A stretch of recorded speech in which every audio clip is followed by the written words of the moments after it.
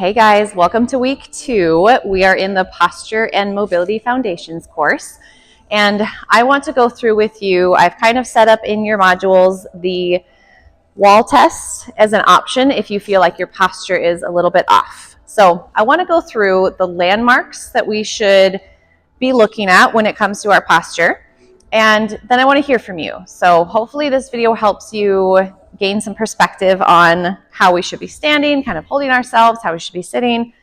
So the couple things you want to look at when you're doing the evaluation on yourself, I just really want you to find some awareness. Just look over your body. You can take a picture of yourself. You can have a friend kind of help you out with this.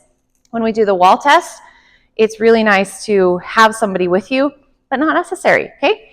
So we're going to go through from the front and from the side and then go into the wall test, all right?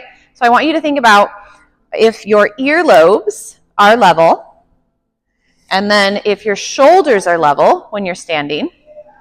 And then this is the key where if you're maybe not, if you're in your underwear or something, that your hips are level, that you can really tell. You can't necessarily always tell with clothes, but a really easy thing with clothes is you put your hands on the tops of your hips and see if there's one that looks higher than the other one. And then also from the front, that your feet are pointing forward and that you really feel all 4 corners of your foot is touching the ground on both feet, okay? So that's all the stuff from the front. From the side, you want to look at, this is really where you'll need to take a picture of yourself. Please do. If your earlobes are over your shoulders, if your shoulders are lined up over your hips, and then if your hips or if your feet are directly under your hips. So sometimes we might be leaning back, we might be leaning forward. I tend to have a pelvic rotation back just because of some injuries I've had and different things that I've avoided doing with my feet. So my goal is to kind of find that pelvic tuck, core strength and activation to reverse that curve. So if you are really unsure of your posture, we're going to go to the wall and think about what that could look like and what it could feel like to stand upright. Excuse me. But first, I want you to really notice kind of where you naturally stand. So kind of shake it out and stand and either take a picture or just take note on how it feels. Like, okay, this is how I stand every day. This is normal.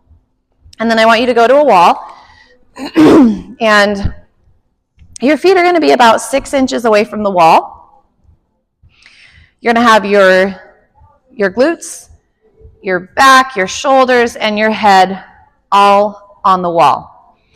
And the 2 points I want you to think about are your low back and behind your neck. If you can get your entire arm behind you, you're too far away from the wall and you're pushing back with your booty. So you need to tuck in that core so that maybe your palm can get under there, but your wrist can't get under there.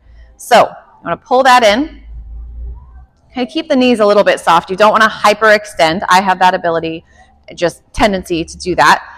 So we're going to pull in that low back, and then you're going to do the same thing with your hand. So your palm is going to be skin side, and if you feel that your arm can go all the way through, you're going to tuck that chin in from here. You're going to tuck it in and pull it up, okay?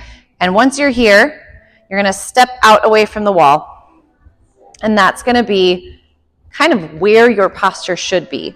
And this can be kind of difficult.